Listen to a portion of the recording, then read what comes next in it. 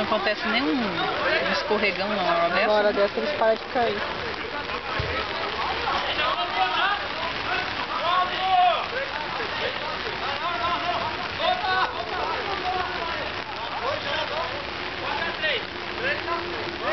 Ai, pararam o jogo.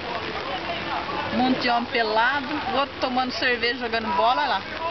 Uma latinha na mão. 3, tá com a latinha na mão. Eles jogam com a latinha na mão, impressionante, né? Nossa!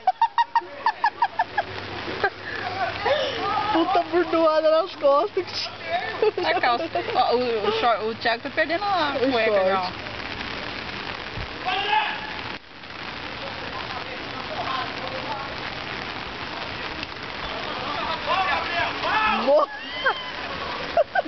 Não dá pra tirar foto lá de perto, não? Não. É. Vamos lá, Mi. Não, pai. Aqui tá filmando. Fica muito de longe. Tô filmando, mas tá deu zoom, tá filmando. Levar pro bola murcha do Fantástico.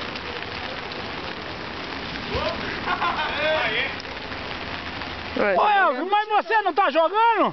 Tá molhando aqui. Molhando aí? Tá, ó. A chuva virou. Então, Põe agora a chuva mais pra frente. vai. Vocês não vão tomar chuva, né? Olha! Nossa, que lama!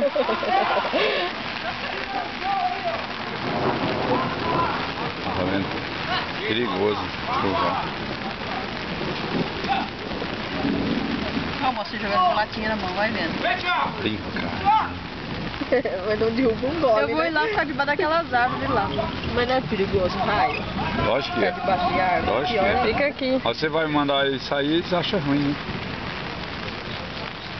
Embaixo do eu. Ainda bem que essa chuva mansa. Não, filho, que é do vovô. Essa chuva mansa assim não tem. Que feio! Derrubou metade da cerveja dele agora. Ah, eu tô na frente. Tá não. Não, pode ficar. Tô até protegendo pra molhar o Brian. É. Tudo é bom, sim. Ué, até você? Essas árvores atrapalham. Tá molhando aí, Mi? Não, acho que parou. Ronaldo. Passou todo mundo. Passou todo mundo. O goleiro. 2. Aí, ó. É só tombo aqui, filho.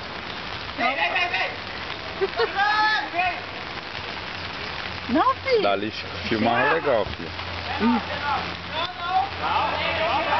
A grama também, se não tivesse grama, a questão liso.